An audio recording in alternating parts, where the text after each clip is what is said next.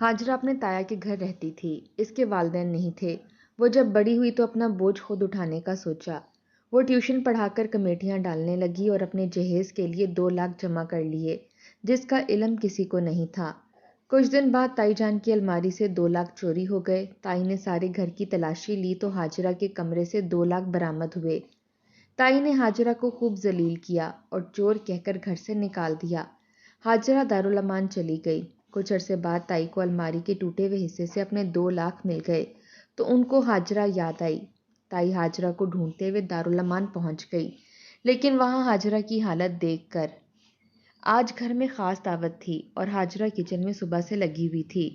सबका नाश्ता तैयार करने के बाद अब इसे दोपहर के खाने के लिए खास एहतमाम करना था, क्योंकि ताई जान की बड़ी बेटी सुमेरा को देखने के लिए लड़के वाले आ रहे थे।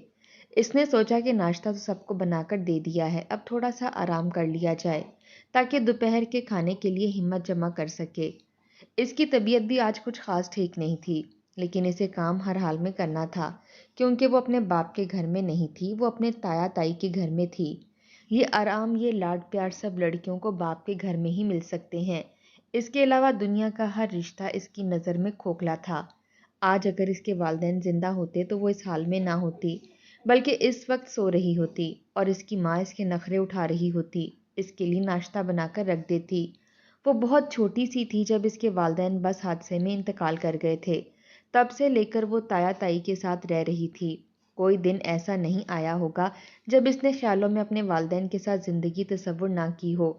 हर ख़ास मौके पर वो ये सोचती थी कि आज अगर मैं अपने माँ बाप के घर में होती तो किस तरह से रह रही होती, और आज यहाँ किस तरह से रह रही हूँ। आज भी घर में ख़ास मौका था और इसे यही ख्यालात आ रहे थे कि आज ताई जान की बेटी के रिश्ते की बजाय इसका रिश्ता आ रहा होता। इसके वालिदैन इस दावत की तैयारी कर रहे होते, लेकिन वो तो इतने सालों से दूसरों की खिदमत पर मामूर थी। किचन में खड़े हो होकर इसकी कमर तख्ता हो गई थी। वो थोड़ा सा लेट गई तो ताई जान की आवाज़ सुनाई दी। हाजरा, तुम फिर से जाकर लेट गई हो। 11:30 बज रहे हैं और 2 बजे दावत है। कब खाना तैयार होगा? मेहमान तो वक्त से पहले आ जाते हैं। अगर वक्त पर खाना तैयार नहीं हुआ तो कितनी शर्मिंदगी उठानी पड़ेगी मुझे मेहमानों के सामने, क्योंकि 3 बजे गैस की लोड शेडिंग शुरू हो जाएगी। तुम तो बस मुझे जलीलो ख्वार करवा कर ही रहोगी मेहमानों के सामने। चलो उठो, किचन में जाओ और खाना बनाना शुरू करो। मैं तुम्हें लिस्ट बता देती हूँ। और फिर ताई जान की जो लिस्ट थी वो इतनी लंबी थी कि वो सोच में पड़ गई कि 2.5 घंटे में इतना सब कुछ वो कैसे तैयार करेगी, लेकिन करना तो था। ताई जान, मैं खाना तो बना लूंगी, बस इतनी मेहरबानी मुझ पर कर दें कि बाहर से नान मंगवा लें। आज मेरी कमर में बहुत दर्द हो रहा है। हाजरा ने हिम्मत करके मासूम सी शक्ल बनाकर नफीसा बेगम से कहा तो नफीसा बेगम सोच में पड़ गईं। उन्होंने एक नज़र हाजरा के वजूद पर डाली। वो बहुत ही प्यारी सी लड़की थी, नाजुक सी, ऐसा लगता था हाथ लगाओ तो टूट जाएगी। लेकिन ये उसी नाजुक सी लड़की की हिम्मत थी कि वो दिन से लेकर रात तक किचन में घुसी होती थी और इसने सारा घर संभाला हुआ था। अच्छा चलो ठीक है, मैं बाहर से नान मंगवा लूंगी, तुम रोटियां मत पकाना, बस 2-3 सालन चढ़ा दो। बिरयानी भी बनाना, रायता भी बनाना, और मैं नान नहीं खाती हूँ, तुम्हें तो पता है। मेरे लिए 2 रोटियां बना देना। नफीसा बेगम ने कहा तो वो खुश हो गई कि कम से कम रोटियां तो नहीं पकानी पड़ेंगी। अब इसे थोड़ा सा बोझ हल्का महसूस हो रहा था, क्योंकि सारा बोझ रोटियों का था। सालन बनाते हुए तो इसे मज़ा आता था। सुनो, ऐसा करो, दर्द वाली गोली खा लो पहले, फिर किचन में चली जाओ, वरना दर्द बढ़ जाएगा। समीरा तुम्हारी मदद कर देती, लेकिन तुम्हें तो पता है ना कि समीरा के रिश्ते वाले आ रहे हैं। इसका चेहरा खराब हो जाएगा। इसने मेकअप भी करना है, आग के सामने खड़ी नहीं हो सकती, और मैं भी मेहमानों की आवभगत में लगी रहूंगी, इसलिए तुम्हारी आज कोई मदद नहीं कर सकती। जो कुछ करना है तुमने खुद ही करना है, इसलिए पहले दर्द वाली गोली खा लो। नफीसा बेगम ने इस पर तरस खाते हुए कहा तो इसने सोचा कि वो सही कह रही हैं। इसने दराज से दर्द की गोली निकाली और एकदम से खा ली। नफीसा बेगम काफ़ी सख्त मिजाज औरत थीं, लेकिन कभी कभार इसे हाजरा पर तरस भी आ जाया करता था। नफीसा की दोनों बेटियां हाजरा से इतनी नफरत करती थीं कि इसे अपने इर्द गिर्द भी बर्दाश्त नहीं कर सकती थीं, और वही बार बार आकर नफीसा बेगम के कान भर जातीं। हाजरा के खिलाफ तो नफीसा बेगम को भी हाजरा पर गुस्सा आ जाता। हाजरा किचन में चली आई। इसने जल्दी जल्दी काम शुरू किया। थोड़ी देर बाद मेहमान भी आ गए। 1:45 तक इसका सारा खाना तैयार था। नफीसा बेगम ने किचन में आकर खाने का जायजा लिया तो खुशबू ने इनका इस्तकबाल किया। ایک ایک پتیلی سے ڈھکن اتار کر انہوں نے کھانے کو دیکھا تو مطمئن ہو گئیں۔ بلا شبہ حاجرہ بہت اچھا کھانا بناتی تھی اور آج تو واقعی میں لگ رہا تھا کہ اس نے محنت کی ہے۔ نفیسہ بیگم نے ایک نظر حاجرہ کے وجود پر ڈالی۔ وہ پسینے میں شرابور ہو چکی تھی اور دوپٹے سے اپنا پسینہ صاف کر رہی تھی۔ اس عام سے حلیے میں بھی وہ اس قدر حسین لگ رہی تھی کہ حاجرہ بیگم کو تھوڑی سی پریشانی ہو گئی۔ سنو حاجرہ، ایسا کرنا تم مہمانوں کے سامنے مت آنا، نفیسہ بیگم نے کہا تو حاجرہ سوچ میں پڑ گئی۔ وہ سمجھنے لگی کہ اس کا حلیہ نوکرانیوں جیسا ہے، اس لیے شاید تائی جان اسے مہمانوں کے سامنے آنے سے منع کر رہی ہیں۔ تائی جان، اگر آپ کو میرے حلیے سے مسئلہ ہے تو میں نہا کر فریش ہو جاتی ہوں۔ آخر مہمانوں کو کھانا بھی تو میں نے ہی سرو کرنا ہے، سمیرہ تو نہیں آئے گی نا کھانا اٹھانے کے لیے؟ حاجرہ نے آرام سے کہا تو کہ نفیسہ بیگم تھوڑی دیر خاموش رہیں، پھر کہنے لگیں کہ نہیں، ایسی بات نہیں ہے۔ اصل میں تم بہت پیاری ہو، مجھے یہ ڈر ہے کہ لڑکے والے سمیرہ کی جگہ کہیں تمہیں ہی پسند کر کے نہ چلے جائیں۔ ایسا اکثر ہو جاتا ہے کہ لڑکے والے آتے ہیں اور کسی اور لڑکی کو گھر میں پسند کر کے چلے جاتے ہیں۔ اگر ایسا ہو گیا تو سمیرہ کا کتنا دل ٹوٹ جائے گا۔ نفیسہ بیگم نے صاف گوئی سے کہا تو حاجرہ کے چہرے پر مسکراہٹ آ گئی۔ ارے تائی جان، آپ فکر کیوں کرتی ہیں؟ سمیرہ تو خود بہت پیاری ہے، ایسا تو ہو ہی نہیں سکتا کہ اس کو چھوڑ کر کوئی مجھے پسند کر جائے۔ آپ بلا وجہ پریشان ہو رہی ہیں، ہر کوئی اپنے نصیب کا جیتا ہے۔ حاجرہ نے نفیسہ بیگم کو قائل کرنے کی کوشش کی تو وہ قائل ہو گئیں۔ کہہ تو تم ٹھیک رہی ہو، چلو آ جانا مہمانوں کے سامنے، لیکن فریش ہو کر مت آنا، اسی حلیے میں آنا تاکہ تھوڑی کم پیاری لگو۔ حاجرہ کو نفیسہ بیگم کی بات سمجھ میں آ گئی تھی۔ وہ چاہتی تھی کہ مہمان حاجرہ کو نوکرانی سمجھیں، اسی لیے وہ اسے اسی حلیے میں آنے کا بول رہی تھیں۔ خیر جو بھی تھا، اسے نفیسہ کی بات ماننی تھی۔ حاجرہ جب کمرے میں آئی تو اسے بہت گرمی لگ رہی تھی، وہ پسینے سے شرابور ہو چکی تھی۔ اس نے سوچا کہ نہا لیا جائے، کیا فرق پڑتا ہے۔ اس نے پرانا سوٹ نکالا اور نہانے چلی گئی۔ کچھ دیر بعد وہ فریش ہو کر باہر نکلی تو اسے اچھا محسوس ہو رہا تھا۔ اس نے سوچا کہ چلو میں نے نہا تو لیا ہے لیکن سوٹ تو پرانا ہے نا۔ ایسا کہہ کر اس نے اپنے آپ کو تسلی دی، سوچا کہ نفیسہ بیگم ناراض نہیں ہوں گی۔ تھوڑی دیر بعد وہ ڈرائنگ روم میں آئی اور کھانا لگانے لگی۔ مہمانوں نے اس کی طرف دیکھ کر نفیسہ سے پوچھا کہ یہ کون ہے، تو نفیسہ نے ایک نظر حاجرہ کے وجود پر ڈالی جو کہ پرانے سوٹ میں بھی پیاری لگ رہی تھی۔ یہ میرے دیور کی بیٹی ہے، یتیم ہے، بچپن سے لے کر میرے گھر میں ہی رہ رہی ہے، نفیسہ نے صاف گوئی کا مظاہرہ کرتے ہوئے کہا۔ اسے حاجرہ کی بات یاد آئی کہ ہر کوئی اپنے نصیب کا جیتا ہے۔ ماشاءاللہ بہت پیاری بچی ہے، لڑکے کی ماں نے مسکراتے ہوئے کہا۔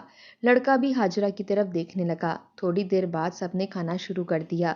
کھانا ختم کرتے ہوئے جب حاجرہ برتن اٹھانے کے لیے آئی تو لڑکے کی ماں نے کہا کہ بیٹا یہ سارا کھانا تم نے بنایا ہے؟ تو حاجرہ کے منہ سے ایک دم نکل گیا کہ جی یہ کھانا میں نے بنایا ہے۔ یہ بات سن کر تو سمیرہ کو بہت غصہ آ گیا، لیکن مہمانوں کے سامنے وہ ضبط کر گئی۔ نفیسہ بیگم کو بھی حاجرہ کی یہ بات اچھی نہیں لگی تھی، لیکن وہ بھی مہمانوں کے سامنے خاموش ہو گئیں۔ مہمانوں کے جانے کے بعد سب مطمئن تھے کہ لڑکا بہت اچھا ہے، اچھی نوکری ہے لڑکے کی، ان کا اپنا گھر ہے، گاڑی ہے، یعنی کہ ہر طرح سے یہ رشتہ بہت اچھا تھا۔ سمیرہ تو جیسے ہواؤں میں تھی کہ اسے اتنا اچھا رشتہ مل گیا ہے۔ نفیسہ بیگم اور ان کے شوہر زبیر احمد بھی بہت خوش تھے۔ اگلے روز لڑکے کی ماں کا فون آیا تو زبیر احمد نے اٹھایا۔ سب انتظار کر رہے تھے کہ لڑکے کی ماں کا کیا جواب ہے۔ فون رکھنے کے بعد زبیر احمد کافی دیر تک خاموش رہے تو نفیسہ بیگم نے پوچھا کہ آخر کیا بات ہے، آپ خاموش کیوں ہیں؟ لڑکے کی ماں نے کیا جواب دیا، یہاں سے تو بہت خوش ہو کر مطمئن ہو کر گئے تھے وہ لوگ۔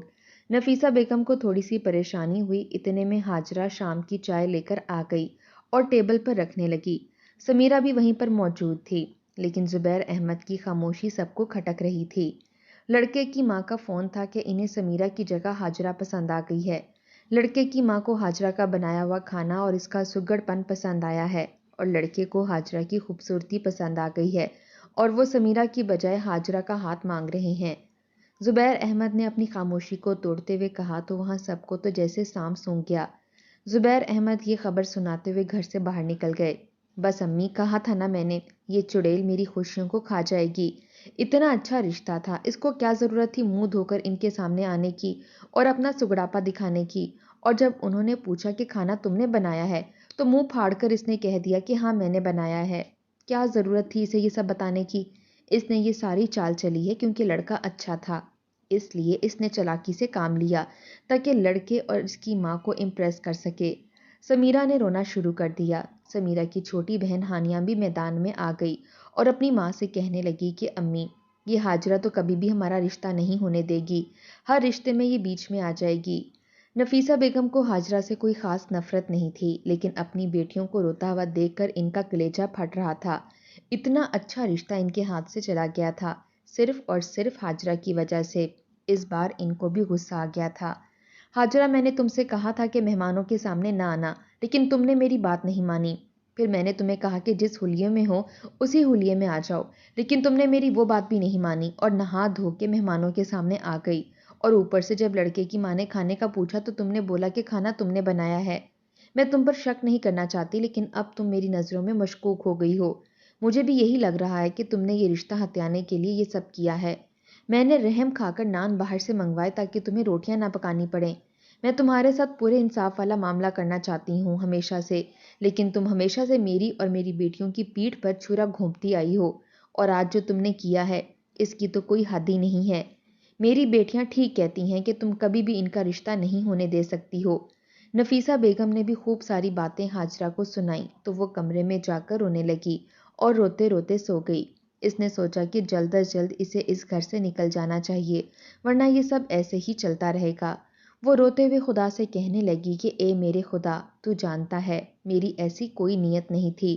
مجھے تو بہت گرمی لگی تھی، بہت زیادہ پسینہ آ گیا تھا، میں نے اسی لیے نہایا، اور جب آنٹی نے کھانے کا پوچھا تو ظاہری سی بات ہے میں جھوٹ تو نہیں بول سکتی تھی، میں نے سچ بولا، اور سچ بولنے کی یہ سزا ملی ہے۔ ہاجرہ ساری رات روتی رہی۔ صبح اس نے فیصلہ کیا کہ اپنا بوجھ خود ہی اٹھائے گی، اس لیے اس نے محلے میں کچھ بچوں کی ماؤں کو پیغام بھیجا کہ اگر انہیں بچوں کو ٹیوشن پڑھانا ہے تو وہ پڑھا دے گی، لیکن یہ کام وہ نفیسہ کے علم میں لائے بغیر کرنا چاہتی تھی۔ اس لیے اس نے بچوں کی ماؤں سے کہا کہ میں آپ کے گھر آ کر آپ کے بچوں کو پڑھا دوں گی، کیونکہ وہ جانتی تھی کہ اپنے گھر میں نفیسہ شور شرابہ برداشت نہیں کر سکتی۔ اس لیے دوپہر کے وقت جب نفیسہ سو جاتی تو ہاجرہ ٹیوشن پڑھانے چلی جاتی تھی۔ اس نے ایک وقت مقرر کر رکھا تھا کیونکہ وہ جانتی تھی کہ گرمیاں ہوں یا سردیاں، نفیسہ بیگم دوپہر کی نیند ہر حال میں پوری کرتی تھیں۔ نفیسہ کی بیٹیاں بھی دوپہر کو سوئی رہتی تھیں اور زبیر احمد آفس چلے جاتے۔ وہ آرام سے اپنا کام کرنے لگی۔ کچھ دنوں میں نفیسہ کے علم میں بھی بات آ گئی کہ وہ محلے میں ٹیوشن پڑھاتی ہے، لیکن نفیسہ کو کوئی اعتراض نہیں تھا کیونکہ اس کے گھر کے کاموں میں کوئی خلل نہیں آیا تھا، نہ ہی تو بچے اس کے گھر آتے تھے۔ ہاجرہ نے کمیٹیاں رکھنا شروع کر دیں اور بہت زیادہ محنت کی۔ اسے ٹیوشن کے اچھے خاصے پیسے مل جایا کرتے تھے۔ ہاجرہ اپنی ضرورتیں بھی اسی سے پوری کرتی تھی، اور 5,000 کی اس نے 2 کمیٹیاں رکھیں جن کی قیمت 2 لاکھ روپے تھی۔ وہ ماہانہ 15,000 تک کما لیتی تھی۔ 5,000 اپنے خرچے کے رکھتی تھی اور 10,000 کمیٹی میں دے دیتی تھی۔ طویل انتظار کے بعد اس کو کمیٹی کے 2 لاکھ روپے ملے۔ جب ملے تو اس کی خوشی کی کوئی انتہا نہیں تھی۔ اس نے سوچا کہ یہ پیسے اس کی شادی میں کام آئیں گے تاکہ تایا اور تائی کو زیادہ خرچہ نہ کرنا پڑے۔ اسے پتا تھا کہ اس پر خرچہ نہیں کیا جائے گا۔ ہاجرہ روزانہ الماری کھولتی 2 لاکھ روپے دیکھتی اور خوش ہوتی تھی۔ یہ اس کی محنت کے پیسے تھے۔ ایک صبح اس کی آنکھ عجیب سے شور سے کھلی۔ وہ باہر آئی تو دیکھا کہ نفیسہ بیگم پریشانی میں رو رہی ہیں اور اس کی بیٹیاں اسے تسلیاں دے رہی ہیں۔ زبیر احمد بھی پریشان بیٹھے تھے۔ کیا ہوا تائی جان، آپ رو کیوں رہی ہیں؟ ہاجرہ نے سوال کیا تو نفیسہ نے بتایا کہ ان کی الماری سے 2 لاکھ روپے غائب ہیں۔ 2 لاکھ روپے کا سن کر تو ہاجرہ تھوڑی سی پریشان ہو گئی تھی۔ ایسا کیسے ہو سکتا ہے؟ آپ دوبارہ سے تلاش کریں، مل جائیں گے، ہاجرہ نے کہا۔ میں نے اور امی نے بہت تلاش کیا لیکن نہیں ملے۔ صبح سے پورا گھر کنگال ڈالا ہے لیکن پیسے نہیں ملے۔ تم نے تو صبح سویرے اٹھنے کی زحمت ہی نہیں کی آج۔ ناشتہ بھی میں نے سب کو بنا کر دیا، سمیرہ نے جتاتے ہوئے کہا۔ ہاں، مجھے تھوڑا سا بخار تھا، میں سو گئی تھی، میری آنکھ نہیں کھل سکی، دوائی کے زیر اثر تھی۔ ہاجرہ نے اپنی صفائی پیش کی۔ سمیرہ کو بھی ابھی تک رشتے والی بات بھولی نہیں تھی۔ ابھی میں نے پورے گھر کی تلاشی لی ہے لیکن ہاجرہ کے کمرے کی تلاشی نہیں لی، ثانیہ نے یاد دلایا تو نفیسہ پریشان ہو گئی۔ زبیر احمد نے بھی حیرت سے بیٹی کو دیکھا۔ یہ تم کیسی باتیں کر رہی ہو؟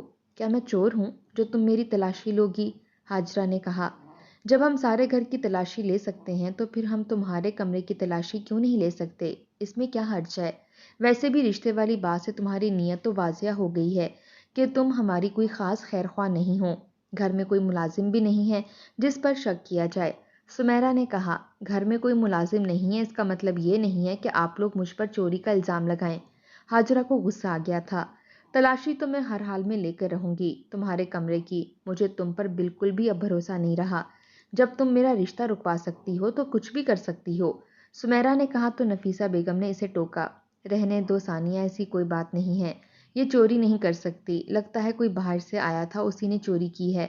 نفیسہ بیگم نے کمزور سے لہجے میں کہا، امی آپ اس کی طرفداری کر رہی ہیں، رشتے والی بات آپ کو یاد نہیں ہے؟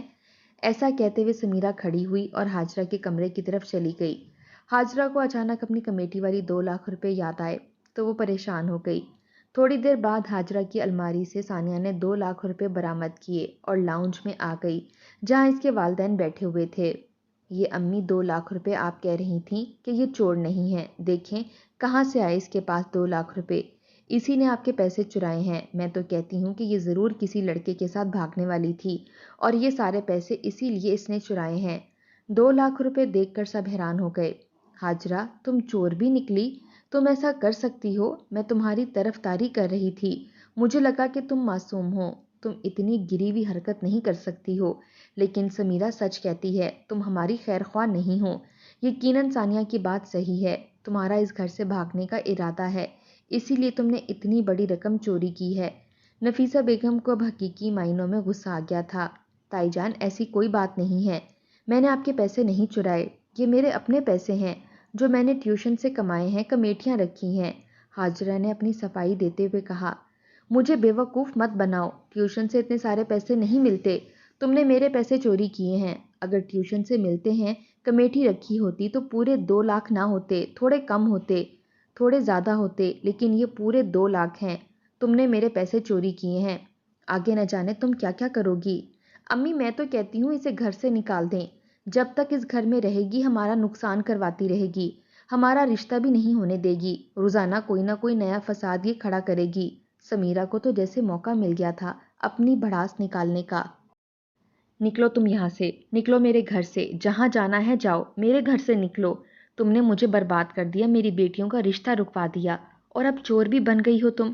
نفیسہ بیگم کو بہت غصہ آ گیا۔ نفیسہ اور اس کی بیٹیوں نے دھکے دے کر ہاجرہ کو گھر سے باہر نکال دیا۔ تائی جان مجھے نہ نکالیں، میں کہاں جاؤں گی، میں سچ کہہ رہی ہوں، یہ میری کمیٹی کے پیسے ہیں۔ ہاجرہ روتی جا رہی تھی، لیکن اس بار تو نفیسہ کو بھی اس پر کوئی رحم نہیں آ رہا تھا، ورنہ کبھی کبھار وہ نرم پڑ جایا کرتی تھیں کہ یتیم بچی ہے، لیکن آج وہ پیسے چوری کر کے نفیسہ کی نظروں میں گر گئی تھی۔ میں نے ہمیشہ تم پر ترس کھایا ہے، لیکن اب مجھے تم پر کوئی رحم نہیں آ رہا، یہ آخری حرکت تھی جو تم نے کی ہے اس گھر میں چوری کر کے، نکلو اب یہاں سے۔ شور کافی بلند ہو چکا تھا، محلے والے اکٹھے ہونا شروع ہو گئے تھے، سب نے دیکھا کہ ہاجرہ کو ذلیل و خوار کر کے گھر سے نکالا جا رہا ہے اور وجہ چوری بتائی جا رہی ہے۔ وہیں سے ہی ایک محلے دار عورت ہاجرہ کو اپنے گھر لے گئی۔ بیٹا میں جانتی ہوں تم نے کوئی چوری نہیں کی ہے، تم بہت اچھی لڑکی ہو، ضرور ان کو کوئی غلط فہمی ہوئی ہوگی، تم میرے گھر رہ سکتی ہو، لیکن میرے گھر میں بھی جوان بیٹے ہیں، میں ایسا کرتی ہوں کہ تمہیں دارالامان چھوڑاتی ہوں، وہاں پر تم محفوظ رہو گی، بہت ساری یتیم لڑکیاں وہاں پر رہتی ہیں۔ اس عورت نے کہا تو ہاجرہ راضی ہو گئی، واقعی وہ لڑکوں سے بھرے ہوئے گھر میں نہیں رہ سکتی تھی۔ وہ دارالامان چلی آئی، یہاں کی حالت بہت بدتر تھی، بدبودار جگہ تھی، پھر ہاجرہ سے سارا دن کام کرواتے تھے، یہاں بھی اس کو سکون نہیں تھا، پیسے بھی اس کے ہاتھ سے چلے گئے تھے، اپنی صفائی پیش کرنے کا بھی موقع اسے نہیں دیا گیا تھا۔ دوسری طرف کافی دنوں تک نفیسہ بیگم کو سکون کی نیند نہیں آئی، انہیں غصہ آ رہا تھا کہ انہوں نے کیوں ہاجرہ پر بھروسہ کیا۔ وہ ہاجرہ کو معصوم سمجھتی تھیں، لیکن آج انہیں اندازہ ہو رہا تھا کہ وہ معصوم نہیں تھی۔ وہ 2 لاکھ روپے نفیسہ نے کسی محفوظ جگہ پر رکھ دیے تھے تاکہ دوبارہ چوری نہ ہو۔ دوسری طرف ایک ہفتے میں ہی ہاجرہ کی حالت خیر ہو گئی، دارالامان میں اس کے ساتھ اچھا سلوک نہیں ہو رہا تھا، اس سے بہت زیادہ کام کروایا جاتا تھا، اتنا کام تو اس کی تائی کے گھر میں بھی نہیں تھا جتنا یہاں پر کرنا پڑ رہا تھا، صرف ایک چھت اور 2 وقت کی روٹی کے لیے، اس کو اتنا وقت بھی میسر نہیں تھا کہ وہ کوئی نوکری ہی کر سکے۔ یہ دارالامان بس نام کا دارالامان تھا، بلکہ ان سے بہت زیادہ کام کروایا جاتا، صفائی کا کوئی انتظام نہیں تھا، غلاظت ہی غلاظت تھی۔ کچھ دن بعد نفیسہ بیگم کو لگا کہ الماری کے پیچھے چوہا چھپ گیا ہے، تو انہوں نے اپنی دونوں بیٹیوں کو بلایا اور کہا کہ الماری کو تھوڑا سائڈ پر کرو، پیچھے چوہا ہے، الماری کو کھا جائے گا۔ سمیرہ اور ہانیہ دونوں نے زور لگا کر جب الماری کو ہٹایا تو الماری کے پیچھے ایک چھوٹا سا سوراخ تھا جو شاید چوہے نے ہی بنایا تھا، اور وہاں سے وہ 2 لاکھ روپے جھانک رہے تھے جن کی چوری کا الزام ہاجرہ پر لگا کر اسے ذلیل کر کے اسے گھر سے نکالا گیا تھا۔ نفیسہ بیگم نے آگے بڑھ کر وہ پیسے اٹھائے۔ چوہا الماری تک تو پہنچ چکا تھا لیکن پیسوں کو نقصان نہیں پہنچایا تھا۔ پیسے ویسے کے ویسے تھے۔ سمیرہ اور ہانیہ دونوں پیسے دیکھ کر ماں کے سامنے شرمندہ ہوئیں۔ اتنے میں زبیر احمد بھی آ گئے۔ انہوں نے بھی یہ ماجرا دیکھا تو اپنی بیوی کو عجیب نظروں سے دیکھنے لگے، کچھ کہا نہیں اور وہاں سے خاموشی سے چلے گئے۔ نفیسہ بیگم کو کافی راتوں تک ٹھیک سے نیند نہیں آئی۔ وہ سب منظر یاد آ رہا تھا جب انہوں نے ذلیل کر کے ہاجرہ کو اس گھر سے نکالا تھا اپنی بیٹیوں کے کہنے پر۔ انہوں نے بیٹیوں سے بھی بات چیت بند کر دی تھی۔ رہ رہ کر ان کے ضمیر پر بوجھ آ رہا تھا۔ انہیں معلوم تھا کہ وہ کسی دارالامان میں رہ رہی ہے۔ ایک شام وہ دارالامان کی طرف چل دیں اور گھر میں سب کو اطلاع کر دی کہ وہ ہاجرہ کو واپس لانے جا رہی ہیں، لیکن اب بہت دیر ہو چکی تھی۔ وہ دارالامان پہنچی تو سامنے رش دیکھ کر حیران ہو گئیں۔ انہوں نے وجہ پوچھی تو ایک عورت نے بتایا کہ اندر ایک لڑکی کی موت ہو گئی ہے، چھت پر دھلے ہوئے کپڑے ٹانگنے کے لیے گئی تھی اور اس کا پاؤں پھسل گیا اور وہ چھت سے گر کر مر گئی ہے۔ اب اس کا کوئی ولی وارث نہیں ہے، ہمیں کچھ نہیں پتا وہ کہاں سے آئی تھی۔ یہ بات سن کر نفیسہ بیگم کو تھوڑی پریشانی ہوئی۔ آگے بڑھ کر جب میت کے چہرے سے کپڑا ہٹایا تو ان کی چیخ بلند ہوئی، یہ لاش کسی اور کی نہیں ہاجرہ کی تھی۔ نفیسہ بیگم روتے ہوئے واپس آئیں۔ زندگی بھر کے لیے ان کے ضمیر پر بوجھ آ گیا تھا کہ ایک یتیم بچی ان کے گھر سے امانت تھی اور اس بیچاری نے چوری بھی نہیں کی تھی۔ چوری کا جھوٹا الزام لگا کر اسے گھر سے ذلیل کر کے نکال دیا تھا اور وہ اس دنیا میں بھی نہیں رہی تھی۔ سچ کہتے ہیں یتیم بچے امانت ہوتے ہیں، ان کا بہت خیال رکھنا چاہیے ورنہ روز محشر بہت سخت حساب کتاب ہوگا۔